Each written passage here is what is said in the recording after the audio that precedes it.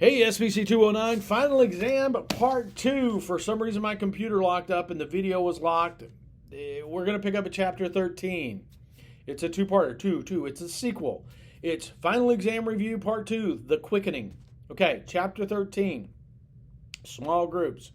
We talked about the characteristics of a small group. We talked about the structures of small groups and how they're influenced by internal and external issues.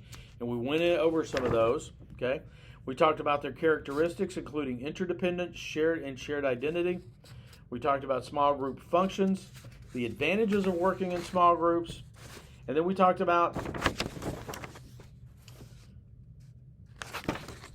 the phases of small group development: forming, storming, norming, performing, and adjourning. Okay? I would know the difference between forming, storming, norming, performing, and adjourning. Okay?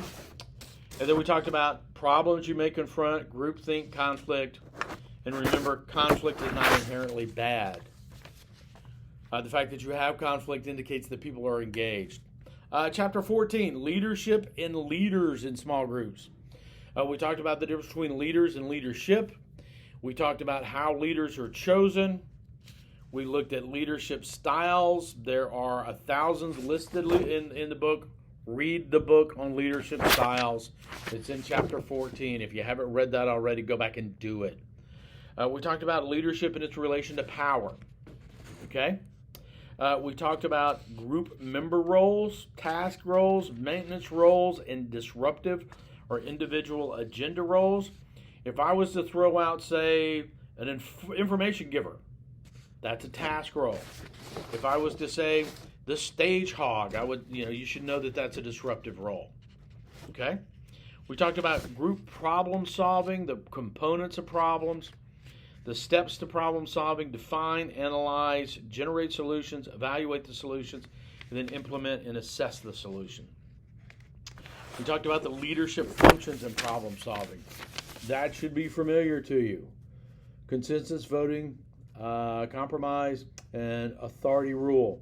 You should be aware of the differences in all of those.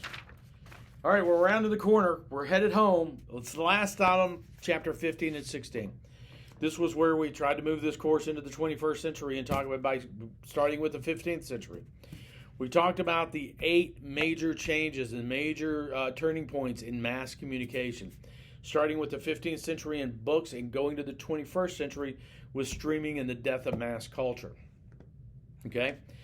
We talked about the functions of media. We gave you 5. We talked about the most important role of media being a gatekeeper function, and we talked about what a gatekeeper is. We talked about how media culture began to shift in the 2000s. Talk about the impact that social media has had on our communication. Its impact that it had on dormant networks, branding, and self-disclosure being a core function of relationships. But now self-disclosure is easier than ever. Okay? And that's it. Okay? I will be posting some stuff later on. Hopefully I will get both of these videos up today. And I will be posting some stuff later on today to give you some details on, or probably go up tomorrow, details on the final, what you need to do, what browser you need, and all that good stuff. Okay? Your exam starts at 8 o'clock next Tuesday, which I believe is the 8th, but check the announcements. I've already put it out, and I'll put it out again in the next couple of days. Okay, all right. Again, always email me any questions you may have. I'm free to talk to you via Zoom, or I will be on campus on Wednesday the 2nd, but that will be the last time I'm on campus before exam starts. I am available to talk to you via Zoom.